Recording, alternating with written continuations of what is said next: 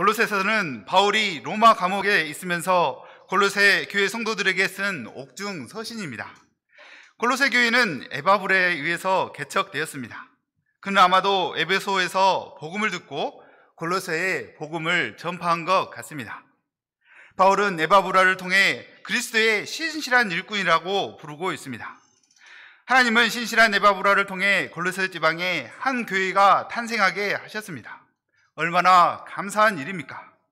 그런데 골로새 교회는 시간이 지나면서 여러 가지 문제가 발생했습니다. 골로새 교회를 어지럽게 하는 혼합주의 세력이 들어왔기 때문입니다. 이들은 주로 세 가지 주류였습니다.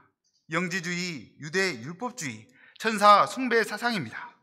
영지주의는 자신들만 하나님의 계시를 받아서 구원에 이르는 비밀을 간직하고 있다고 주장하는 사람들입니다. 유대 율법주의는 예수님만 믿어서는 안 되고 구약에서 가르치는 할례, 절기, 의식 등을 지켜야 구원에 이를 수 있다고 주장합니다. 천사 숭배자들은 신령한 천사를 숭배해야 천사를 통해서 하나님께 이를 수 있다고 주장했습니다. 이들은 모두 예수님을 부정하지는 않습니다. 그러나 예수님을 믿는 것만으로는 부족하고 뭔가를 하나 더 보충해야 한다고 주장합니다. 문제는 이들의 논리를 따라가다 보면 예수님은 작은 부분이 되고 그들이 주장하는 것들이 커져서 결국은 중심이 되어 버립니다. 이로 인해서 골로새 교회는 혼란스럽게 되었습니다. 순수하고 연약한 자들이 실족하는 일이 발생했습니다. 이들의 문제는 예수님을 잘 모르는 무지에서 발생한 것이었습니다. 예수님이 얼마나 놀라운 분인가 모르기 때문에 헛된 논리를 주장하며 교만을 떱니다. 예수님이 어떤 분인가 모르기 때문에 많은 사람들이 헛된 속임수에 노란하고 흔들리게 됩니다. 그래서 바울은 이분들을 위해 펜을 들어 본 편지를 기록한 것입니다. 바울은 골로새서를 통해서 예수님이 어떤 분인가 아주 자세하게 가르쳐주고 있습니다. 이번 수양을 통해 예수님이 누구신지 다시 한번 심령에 새기고 2021년 새해를 맞이할 수 있기를 기도합니다. 골로새서를 시작하면서 바울은 먼저 골로새 교회 성도들의 훌륭한 점을 칭찬하고 있습니다. 1절부터 5절을 한 목소리로 읽어보겠습니다. 시작. 하나님의 뜻으로 말미암아 그리스도 예수의 사도된 바울과 형제 디모데는 골로새에 있는 성도들 곧 그리스도 안에서 신실한 형제들에게 편지하노니 우리 아버지 하나님으로부터 은혜와 평강이 너희에게 있을지어다. 우리가 너희를 위하여 기도할 때마다 하나님 곧 우리 주 예수 그리스도의 아버지께 감사하노라. 이는 그리스도 예수 안에 있는 너희의 믿음과 모든 성도에 대한 사랑을 들었으며 너희를 위하여 하늘에 쌓아둔 소망으로 말미암으니 곧 너희가 전에 복음 진리의 말씀을 들은 것이라. 골로새 성도들은 믿음과 사랑과 소망 이 모든 것이 다 구비되어 있습니다. 기본이 되어 있는 것입니다. 더구나 그들 안에 있는 복음이 온 천하로 퍼져서 열매를 맺어가고 있었습니다. 오둑한 감옥에 갇혀있는 사도 바울에게 골로새 교회 성도들에 관한 좋은 소식은 얼마나 감사가 되고 위로가 되었겠습니까? 하지만 아직 이들에게 부족한 것이 있었습니다.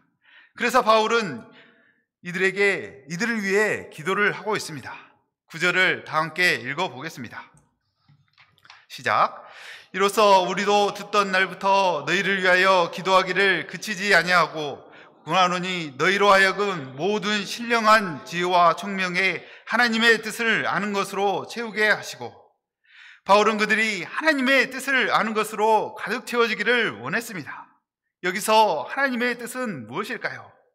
인류를 구원하고자 하는 하나님의 계획을 말합니다. 하나님은 죄와 죽음 문제로 고통하는 인생들을 구원하시기 위해 당신의 독생자 예수님을 보내주셨습니다. 요한복음 3장 16절 하나님이 세상을 이처럼 사랑하사 독생자를 주셨으니 이는 저를 믿는 자마다 멸망치 않고 영생을 얻게 하려 하심이라. 예수님은 우리 죄를 위해 십자가에 죽으시고 사흘 만에 부활하셨습니다. 이 예수님을 믿기만 하면 멸망치 않고 영생을 얻습니다. 이것이 바로 하나님의 뜻입니다. 예수님을 통해서 구원에 이르는 것, 이것은 만세전부터 하나님이 계획하신 뜻이요 예수님의 십자가와 부활을 통해서 완성되었습니다. 하나님의 뜻이 다른 데 있는 것이 아닙니다. 천사에 있고 복잡한 율법에 있는 것이 아닙니다. 영지주의자들이 주장하는 것처럼 신령한 계시에 있는 것이 아닙니다. 예수님 안에 있습니다. 예수님 안에 다 있습니다. 예수님 안에 하나님의 뜻이 완전하게 나타났습니다. 다른 것이 필요한 것이 아닙니다. 그러므로 예수님을 아는 것에 충만하게 되면 10절에서 말한 것처럼 주께 합당하게 행하여 범사에 하나님을 기쁘시게 하실 수 있습니다. 모든 선한 열매를 맺고 하나님을 아는 것에 자라날 수 있습니다. 11절 말씀처럼 그의 영광의 힘을 따라 능력 있는 인생을 살 수 있습니다. 어떤 어려움에도 참고 견딜 수 있습니다.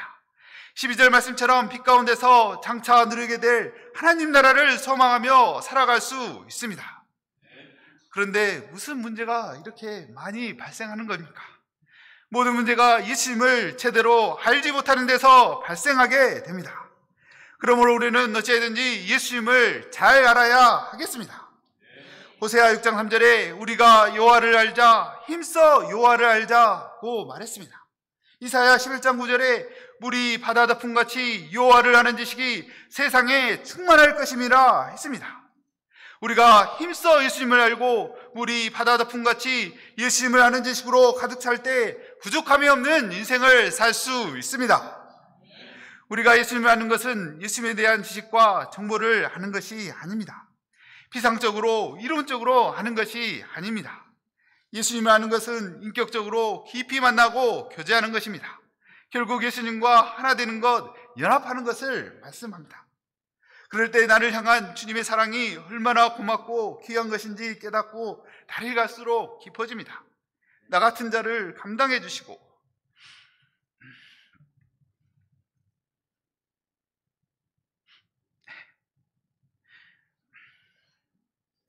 포기치 않고 끝까지 참아주시고 키워주신 주님의 은혜를 생각할 때 너무나 감사합니다. 그래서 이제는 주님의 이름을 부르기만 해도 가슴이 뭉클하고 십자가만 바라봐도 그 은혜가 가슴에 점여옵니다. 예수님을 배워가는 기쁨은 너무나 큽니다. 예수님의 사랑의 깊이와 높이와 넓이와 길이, 이것이 너무나 깊고 측량할 수 없기 때문에 끊임없이 배워갈 수 있습니다. 저희들의 마음속에 이 기쁨과 은혜가 항상 충만할 수 있기를 기도합니다. 이처럼 예수님을 아는 것으로 충만하기 위해서는 성령님의 도우심이 필요합니다. 9절 하반절을 보겠습니다. 너희로 하여금 모든 신령한 지혜와 총명에 하나님의 뜻을 아는 것으로 채우게 하시고, 모든 신령한 지혜와 총명을 통해서 하나님의 뜻을 알게 됩니다. 모든 신령한 지혜와 총명은 성령님의 도우심을 가리킵니다.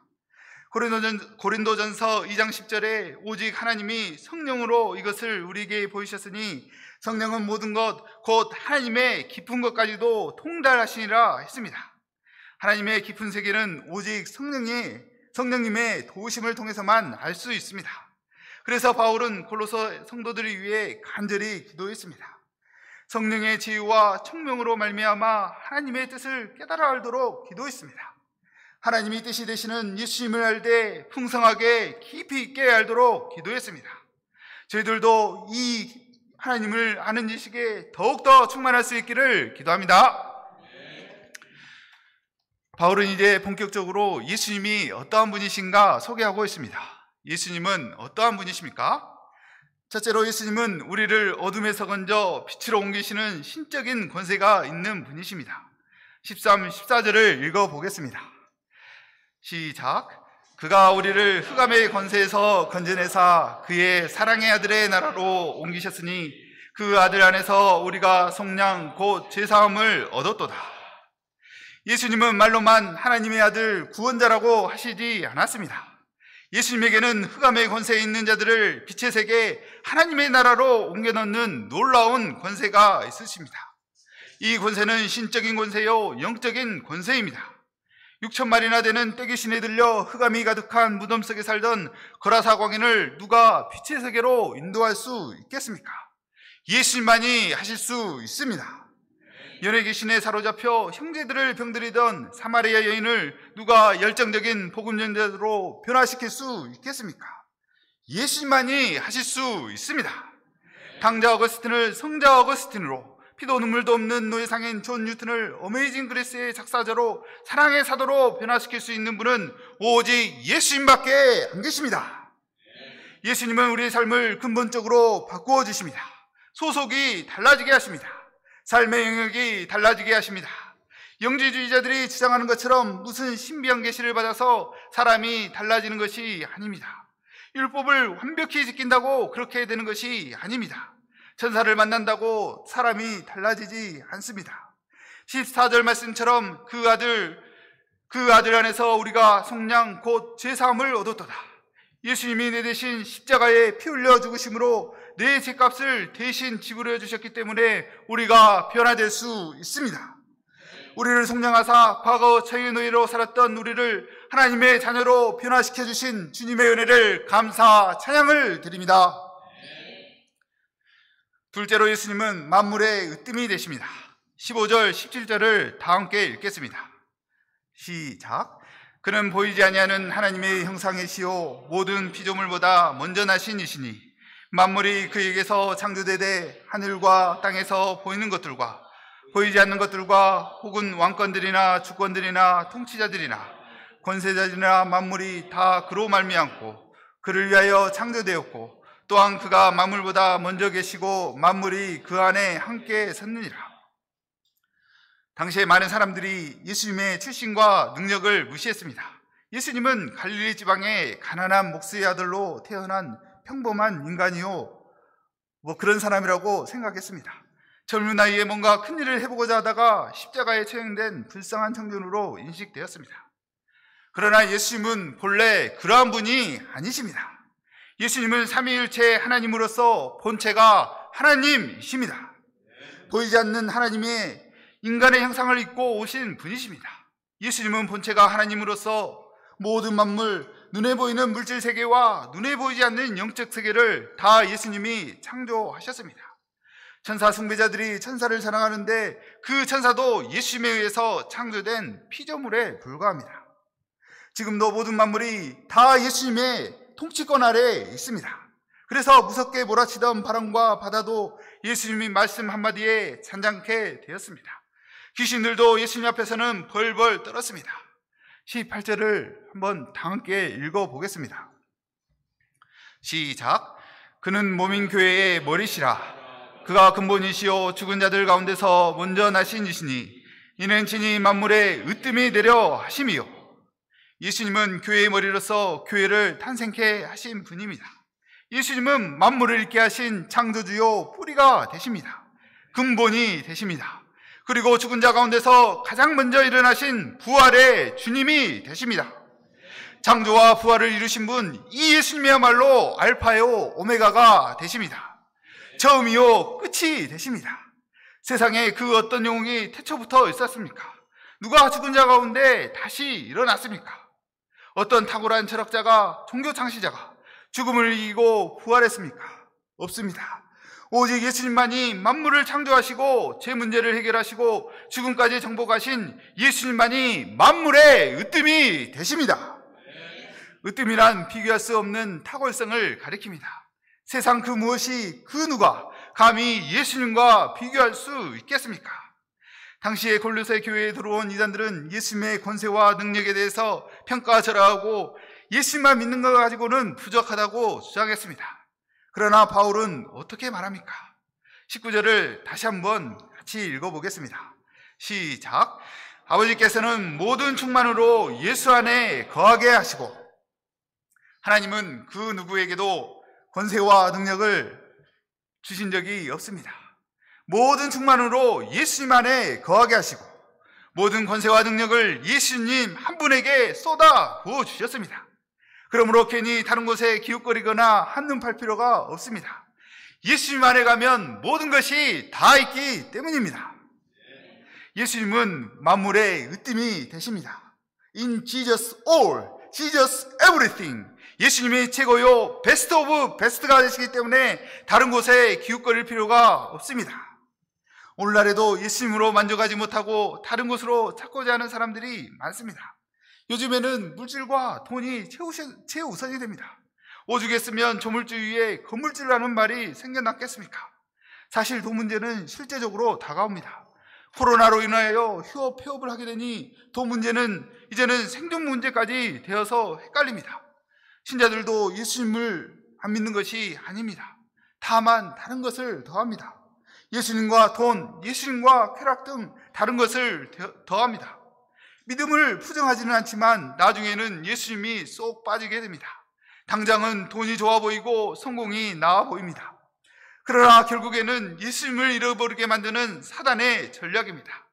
다원주의, 상대주의, 물질주의로 순수 복음 신앙이 많이 약해졌습니다. 그리고 코로나19로 인해 절대성마저 희미해지고 있습니다. 이런 때일수록 만물의 으뜸이신 예수님과 말씀 중심의 신앙을 굳건히 할 수 있기를 기도합니다. 우리 주님은 오늘 말씀을 통해서 분명히 말씀하십니다. 그가 근본이시오 죽은 자들 가운데서 먼저 나신 이시니 이는 친히 만물의 으뜸이 되려 하심이요 아버지께서는 모든 충만으로 예수 안에 거하게 하시고 우리가 만물의 으뜸 되신 예수님을 놔두고 다른 헛된 것을 붙들어서는 안 되겠습니다. 그런 사람은 모래 위에 집을 지은 사람처럼 어리석은 사람들입니다. 우리가 만물의 으뜸 되신 예수님을 붙들고 예수님 위에 인생의 집을 지음으로 어떤 시련과 유혹에 흔들리지 않는 베스트의 인생을 살아낼 수 있기를 기도합니다. 셋째로 예수님은 십자가의 피로서 화평을 이루셨습니다. 20절을 다 함께 읽겠습니다. 시작. 그의 십자가의 피로 화평을 이루사 만물 곧 땅에 있는 것들이나 하늘에 있는 것들이나 그로 말미암아 자기와 화목하게 되기를 기뻐하십니다. 예수님은 창조주 하나님이시오 만물의 근원이시오 으뜸이 되십니다. 그런 분이 십자가에 못 박혀 피 흘려 죽으셨습니다. 왜 그렇게 하셨습니까? 하나님과 우리 인간의 관계를 화평하게 하시기 위해서였습니다. 이 화평을 위해 예수님은 십자가의 피로써 희생적인 사랑을 우리에게 보여주셨습니다. 21절 말씀처럼 우리는 전에 악한 행실로 하나님을 떠나 원수가 되었습니다. 죄 때문에 하나님과 원수가 된 우리는 결코 하나님께 나아갈 수 없습니다. 울어도 안 되고 사정을 해도 안 됩니다. 율법주의자들이 주장하는 것처럼 율법을 열심히 지킨다고 되는 것이 아닙니다. 천사가 화평케 해줄 수 없습니다. 자꾸 천사 좋아하는 사람들이 있는데 천사는 어디까지나 천사일 뿐입니다. 우리를 위해서 땀 한 방울, 피 한 방울 흘려준 적이 없습니다. 신령한 지도자를 추앙하는 사람들이 있는데 그런 신령한 지도자가 우리를 위해서 자신의 생명을 내어준 적이 있습니까? 없습니다. 우리 죄를 위해 십자가에서 몸이 찢기시고 피 흘려 죽으신 예수님만이 우리의 중보자요 화평자가 되실 수 있습니다. 22절을 보십시오. 이제는 그의 육체의 죽음으로 말미암아 화목케 하게 하사 너희를 거룩하고 흠없고 책망할 것이 없는 자로 그 앞에 세우고자 하셨으니 성육신하신 예수님의 보혈만이 우리의 진흙같이 붉은 죄를 하얀 눈같이 씻으십니다. 우리를 거룩하고 흠없는 자로 하나님 앞에 세우실 수 있습니다. 우리가 이렇게 주님 앞에 나와 예배드릴 수 있는 것도 예수님의 십자가 때문입니다. 예수님의 십자가는 우리의 허물과 실수를 다 지워주시고 이제 주님 앞에 당당히 서게 하십니다. 그러니 우리가 예수님의 십자가를 붙들고 십자가를 사랑하고 십자가를 자랑해야 합니다. 바울은 고린도전서 2장 2절에서 내가 너희 중에서 그리스도 예수와 그가 십자가에 못 박히신 것 외에는 아무것도 알지 아니하기로 작정하였음이라 말했습니다. 우리가 십자가를 굳게 붙들 수 있기를 기도합니다. 십자가의 비밀을 알기에 힘쓸 수 있기를 기도합니다. 또한 이 십자가의 복음을 날마다 전파할 수 있기를 기도합니다. 저는 1976년 작은 골짜기 마을 곡성에서 태어났습니다. 교육 열정이 많으시고 사랑 많으신 부모님 덕에 행복하게 자랄 수 있었습니다. 부모님의 기대와 사랑 속에서 그때는 쉽게 할 수 없었던 악기 교육, 영어 회화 교육도 받았습니다. 경시대회나 콩쿨대회 나가면 상을 자주 타기도 했습니다. 중학교에 들어가서도 공부 잘하고 말도 잘해서 학생회장으로 선출되기도 했습니다. 저는 기고만장해졌습니다. 전남에서 명문고이고 서울대에 가장 많이 들어가는 곳인 순천고를 지원했습니다. 인생이 제 뜻대로 풀린 것 같았습니다. 그러나 저는 순천고 고등학교 시험에 낙방을 하고 말았습니다. 그리고 아무도 생각도 못했던 고등학교 재수 생활을 했습니다. 고등학교 재수생이었지만 담배 피고 락카페를 다니며 거리낌 없이 죄를 짓고 나니 다들 늙은 대학생 재수생으로 생각하였습니다. 광주 일반계 고등학교에 진학하여 다행히 성적을 올렸지만 알게 모르게 나는 못한다는 실패의식에 시달렸습니다. 이를 위해 음란과 정욕으로 채우고자 밤거리를 헤맸습니다. 저는 실패와 방황 속 흑암 가운데 죽을 수밖에 없는 자였습니다. 그러나 하나님은 이 자에게 먼저 찾아오셨습니다. 예수님은 대학교에 들어와 한 목자님을 만나게 해주셨습니다. 처음 센터에 나왔을 때 따뜻한 분위기와 말씀 공부가 참으로 좋았습니다. 너무나 열정적인 목자님 덕분에 말씀을 통하여 저는 예수님을 만날 수 있었습니다. 창세기 1장 1절 태초에 하나님이 천지를 창조하시니라. 말씀을 통해 천지를 창조하시고 하나님의 크신 섭리와 질서 가운데 나를 창조하셨다는 것을 알게 하셨습니다. 소자야 내 제사함을 받았느니라. 말씀으로 추한 죄를 용서하시고 예수님을 만나게 해주셨습니다. 또한 예수님의 피 묻은 십자가의 복음을 영접하게 해주셨습니다. 이에 예수께서 이르시되 아버지 저들을 사하여 주옵소서. 말씀으로 예수님은 흑암의 권세에서 벗어나 사랑의 아들이 되게 해주셨습니다. 마음의 실패와 열등감의 어두운 세계에서 벗어나 밝은 빛으로 옮겨질 수 있었습니다. 너무나 어두웠던 얼굴이 밝고 환하게 되었습니다. 늘 실패의식에 시달리며 아무것도 못하는 자가 전능하신 하나님을 바라보고 전공을 도전할 때 학부 시절에는 과수석도 해보고 장학금도 받아보게 하셨습니다. 대학원에 들어가서는 물질 자립도 할 수 있게 하셨고 정말 쓸 수 없을 것 같았던 논문도 믿음으로 감당했을 때 완성할 수 있었습니다. 직장도 늦은 나이인 31살에 도전하게 하셨습니다. 시편 18장 29절 내가 주를 의뢰하고 적군을 향해 달리며 내 하나님을 의지하고 담을 뛰어넘나이다. 말씀을 붙들고 도전했을 때 늦은 나이에 대기업에 취업할 수 있었습니다. 믿음의 결혼도 마찬가지였습니다. 동익자는 결혼하기 전에 금식 기도를 했습니다. 시편 23편 내 잔이 넘치나이다. 도저히 영접할 수 없던 저를 금식 기도로 영접하고 잘 웃고 아름다우며 내면성이 좋은 유보여 목자님을 믿음의 동역자요 반려자로 허락해 주셨습니다. 참으로 감사 찬양을 드립니다.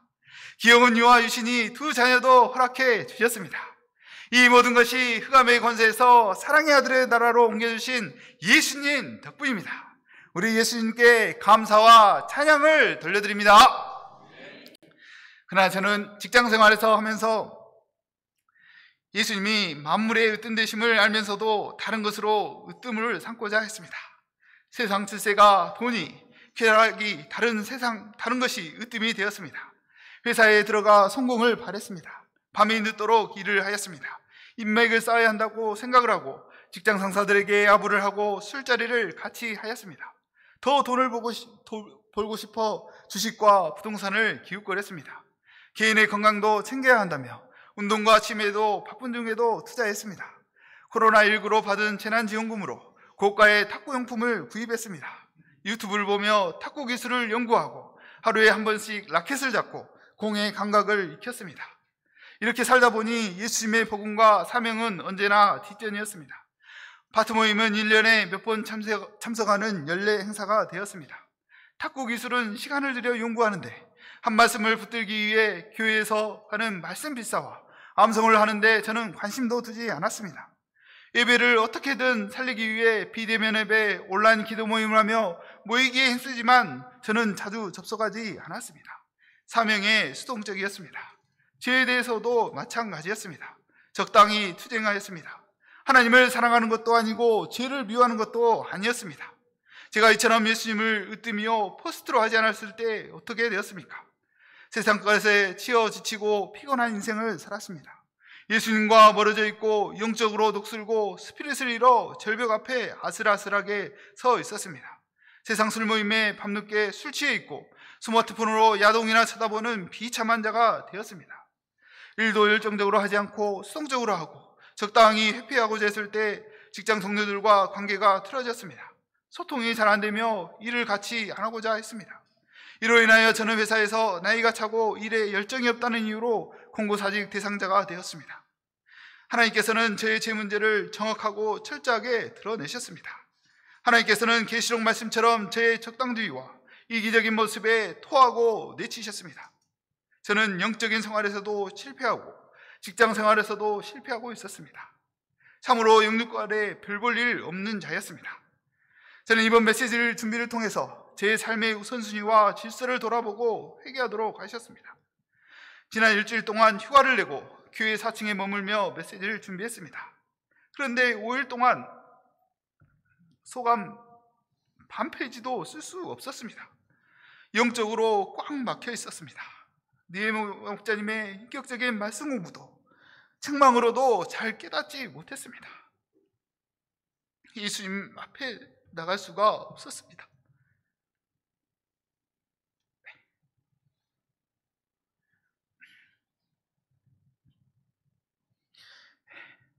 그런데 하넬리아 목자님의 말씀 리허설을 듣고 금방 알 수 있었습니다.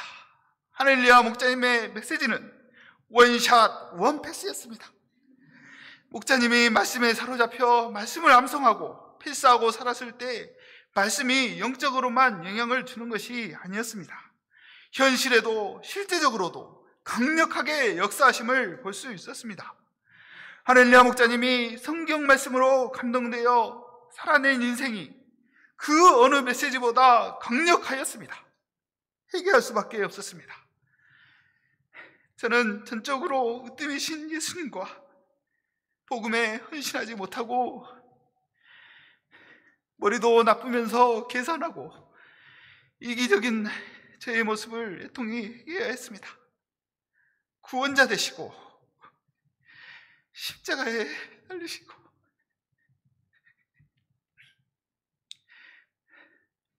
예수님을 으뜸으로 삼고 살지 않으면 결국 망하게 된다는 것을 알게 하셨습니다.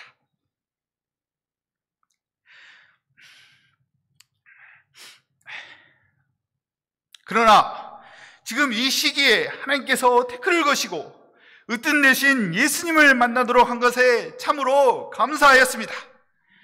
그러지 아니하였으면 저는 세상 헛것을 쫓으며 세상에서 망하고 예수님을 잃어버리고 결국 심판받아 죽었을 것입니다. 예수님은 저를 위해 가장 고귀하고 소중한 생명까지도 십자가에 내어주셨습니다.